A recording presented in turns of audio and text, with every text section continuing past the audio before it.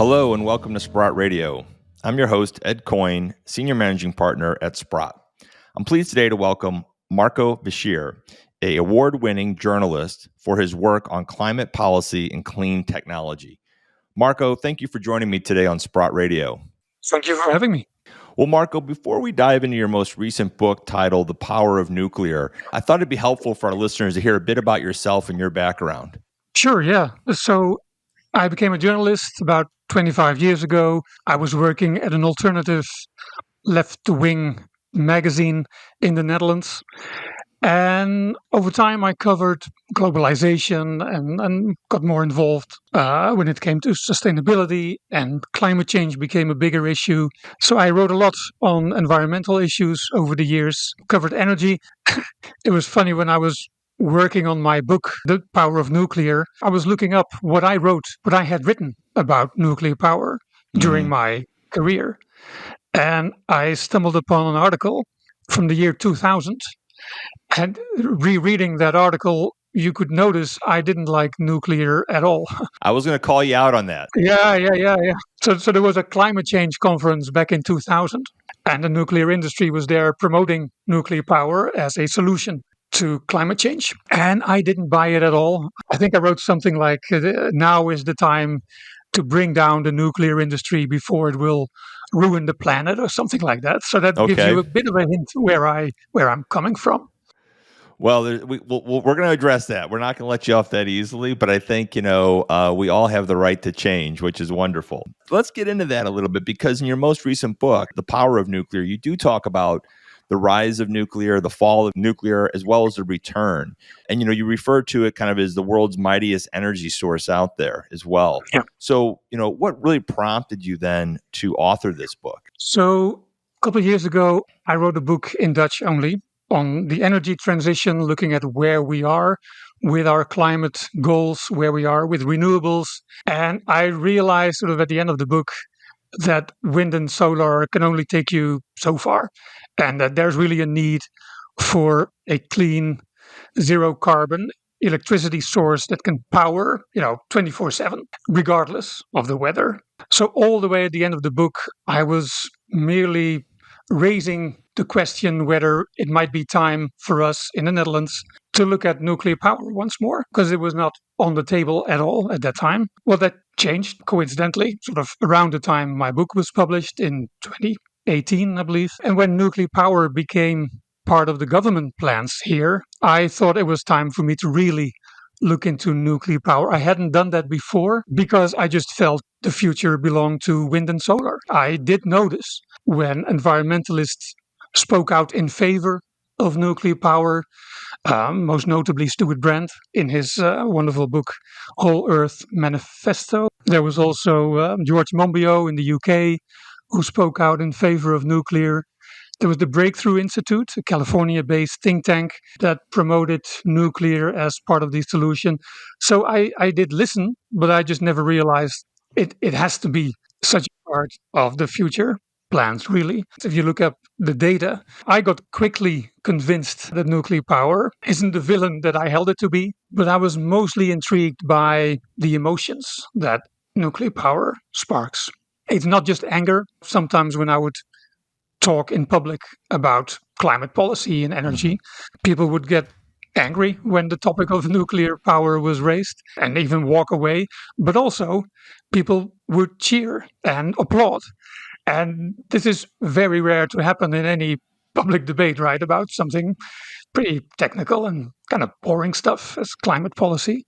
I wanted to write a book that was more interesting than just another sort of defense of nuclear power. And I looked at, sort of the lively stories of how nuclear power came about. My first chapter is on the atomic bomb, which is probably not the most logical beginning of a book if you want to make people enthusiastic about nuclear power. And we go to the deathbed of the engineer in Chernobyl who caused the reactor there to explode, or a family from Fukushima who fled to Tokyo to escape this cloud of radiation they expected there to be in Fukushima. So a more lively book, and less a book that is aimed at convincing people of the wonders of nuclear power. Well, it reads like a textbook, but also like a novel. I mean, it's fact and data based, but your storytelling on it is really quite remarkable, and I think it allows you to walk away from the experience really feeling like you know a little bit more about the history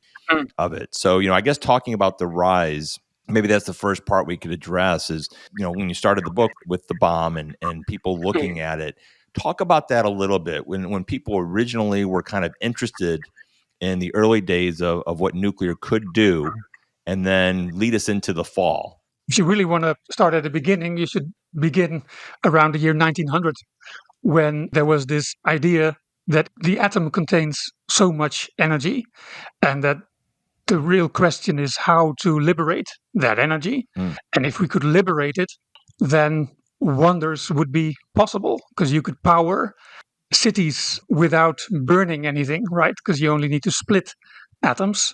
And if you don't burn anything, you can have clean cities. But there was also very quickly the realization that there was so much power inside the atom that you could blow up a city as well. So you could lighten it Mm-hmm. up or blow it up, right? What's it going to be? But back then these were just theoretical discussions, philosophical, if you will. And only in the 1930s we realized how it should be possible in theory. It was during the Second World War when the Americans blissfully figured out how to do it. They created the atomic bomb, which ended the Second World War. And then, well, most focus was on producing more nuclear weapons, right? Because that would Mm-hmm. give so much might to the United States. Then Russia produced nuclear weapons as well. Both were testing these atomic weapons. And President Eisenhower was in power when he noticed that there was so much fear about the future. It was paralyzing society almost in his mind. And he figured that this should be different and that there should be another way to use this atomic energy, as it was called back then. And he made a case during his famous Atoms for Peace speech in 1953, addressing the United Nations, that the United States should be a pioneer in building nuclear power plants and offering the technology to other countries. That's what happened. The nuclear industry rose from that time on. Actually, the Russians had already started building their nuclear power plant by then, so they were the real pioneers, if you will. I think most people saw it as a technological marvel. It was abracadabra to most people, right? And it still is to some extent, even though we know pretty much everything we should know about nuclear power. It became a tourist attraction, a nuclear power plant. People would go there. There were exhibitions showing how all this works. And in the 1950s, we saw such a spike in living standards. People realized they needed energy. They also realized that there was a shortage of the fossil fuels that had been powering their societies. So nuclear power in the 1950s was generally seen as a blessing. It was clean and it was abundant because uranium appeared to be everywhere, right? On every continent. I guess to some extent the fall already began in the 1950s because there was such a powerful link in the public imagination between nuclear weapons and nuclear power plants that nuclear power was tainted from the beginning, tainted by the bomb. The link between nuclear bombs and nuclear plants are kind of obvious because the physics is the same, right? Even though uranium has to be enriched much more, of course, for a bomb than for a power plant, but still, the same physicists, the same people, the same regulators were involved. And people were scared of these nuclear weapons, right? And with the testing, they were scared of the fallout and the damage it would do to their health. But also, there was another interesting power in place that didn't like nuclear power, because who wouldn't like cheap, abundant nuclear power? It's the power companies selling fossil fuels, right? So they got alarmed. The Rockefeller Foundation, most notably, they back then promoted a lot of research in all kinds of fields. They also initiated research into the effects of what would happen if a nuclear power industry would take off. This was a study they wrote and they published it in 1956. And the conclusion was that the radiation around a nuclear power plant was dangerous. Every level of radiation is poisonous, basically. It will damage your health and your children's health and their children's health. Waste could burst out of their canisters and would poison the environment without us noticing, because we wouldn't notice if radiation would escape. This was the language in the report from 1956, sponsored by the Rockefeller Foundation, warning for a quick rollout of a nuclear industry. I guess that was the first the first part of the fall of nuclear power, just before it was even rising. But still, a nuclear power industry came about fairly quickly, actually. Never before was an energy source able to take up so much percentage, of the share of energy supply as nuclear power did in the 1960s already. But more people were standing up against nuclear power. There was the environmental movement, of course. They wanted technology to be simpler. They longed for a simpler life. They were against big government, against big corporations.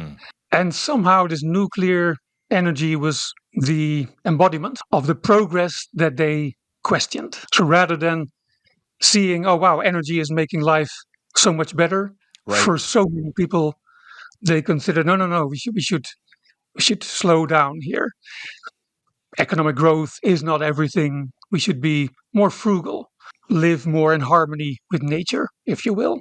So in a way, the early environmentalists were sort of doing the job of the fossil fuel industry Right. by protesting against the development of nuclear power. What have you seen, and when you're researching this book and talking about it, what have you seen that has really driven the return then of people starting to embrace nuclear power? What's driving that return right now? I would say two things mainly. One is climate change. There is an obvious need that we need to tackle climate change and bring down greenhouse gas emissions. A lot of focus has been on expanding wind and solar, and I'm not protesting against wind and solar at all, but this will only bring us so far.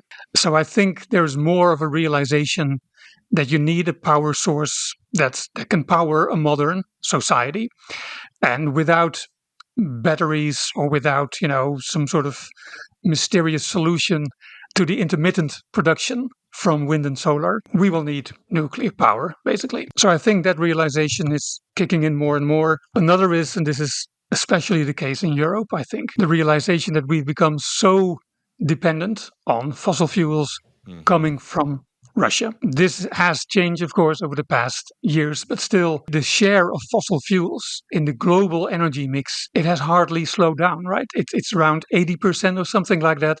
And it was 80% 25 years ago, before we were talking frantically about climate change. So in reality, fossil fuels have actually expanded, of course, because also the energy demand has expanded in those 25 years. So I think these are two main topics. I guess there's another one that we are realizing.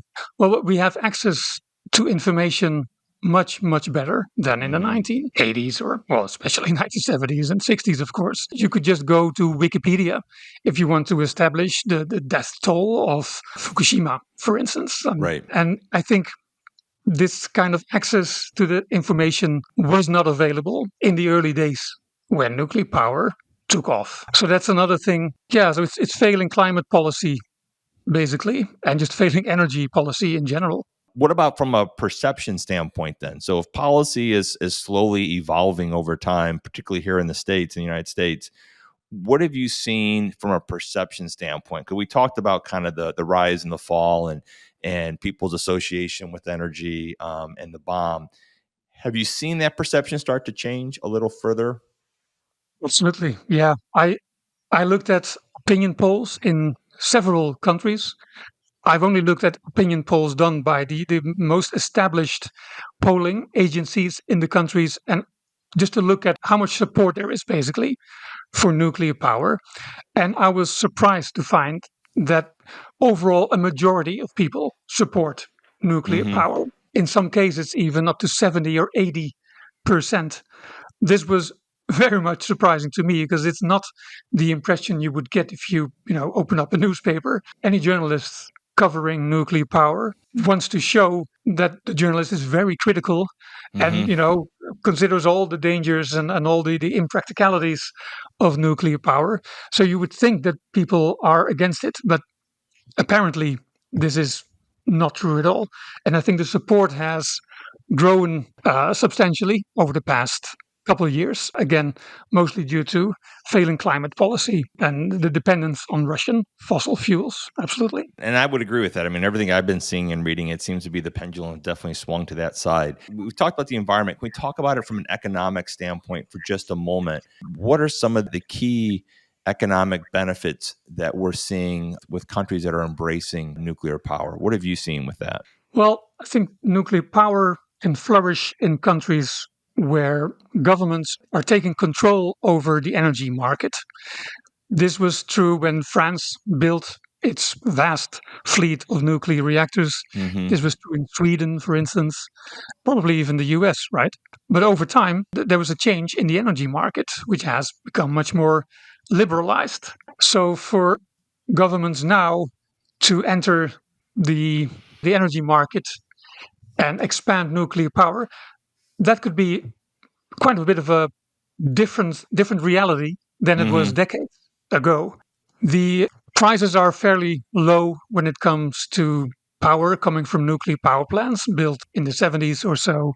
And there's nothing inherent expensive about nuclear power because you need so little uranium.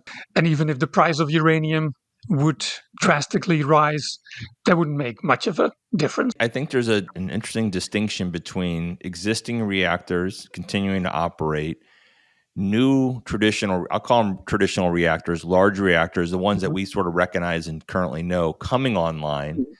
I think just those two alone really address a lot of our energy issues. And then the nice to have or aspirational goals are these more regionalized micro and small reactors. But I don't even think you need those to hit the market as much as just having the existing ones extend their operating license and having additional traditional reactors built. I think that covers a lot of the waterfront.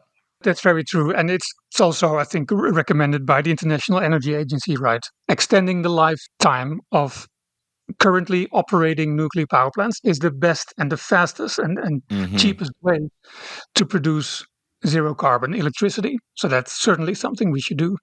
But also, we should build more nuclear power plants, right? That should also be made more easily than it is now. And one of the things too is we talk about it even at Sprott. We talk about this energy transition, and yes, there's a transition and happening, but what's really happening in my mind is just an additional way to create energy. I mean, I've read that there's still coal plants being built, so these things take decades to transition. So really, it's just an additional way to create more energy, given the substantial amount of energy needs we have globally. And we're becoming more electrified in everything we do, from tech to cars to homes, you name it. We just did a podcast a couple of months ago, and we joked about my new dishwasher wanting to link up with my phone. It's like all these things are happening.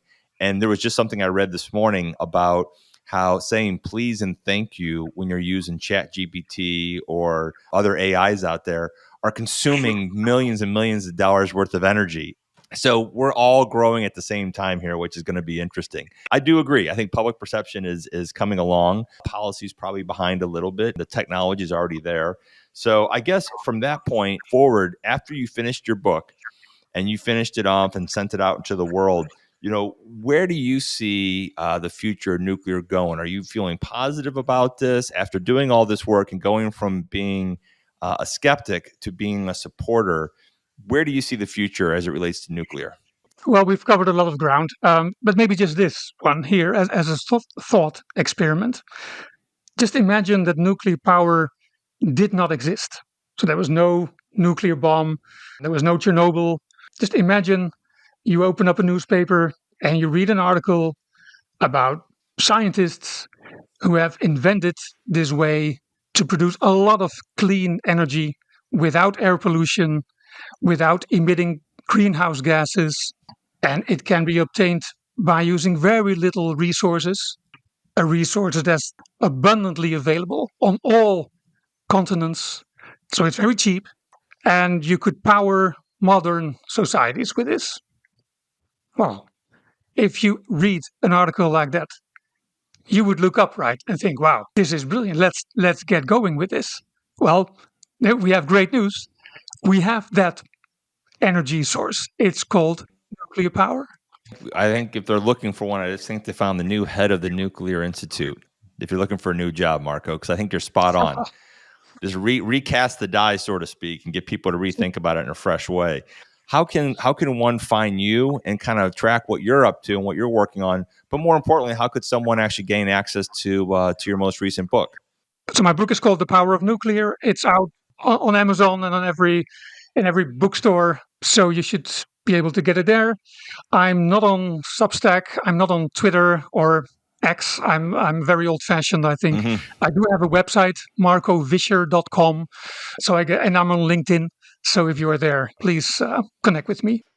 That's awesome, Marco. I really appreciate you taking the time today. And once again, that's The Power of Nuclear, The Rise, Fall, and Return, which is a wonderful book. And I encourage people to give it a read. It's really fascinating and it's given a lot of information. So, Marco, thank you again for taking the time today to talk to us on Sprott Radio.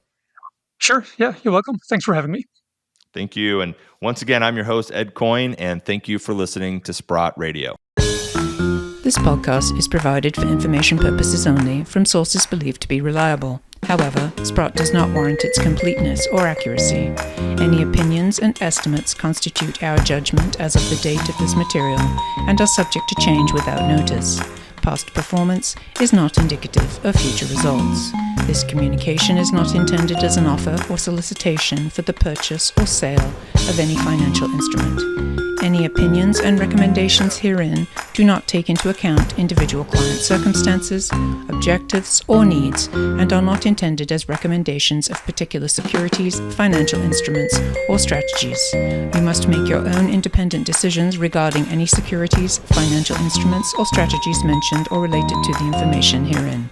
This communication may not be redistributed or retransmitted in whole or in part or in any form or manner without the express written consent of Sprott. Any unauthorized use or disclosure is prohibited. Receipt and review of this information constitutes your agreement not to redistribute or retransmit the contents and information contained in this communication without first obtaining express permission from an authorized officer of Sprott.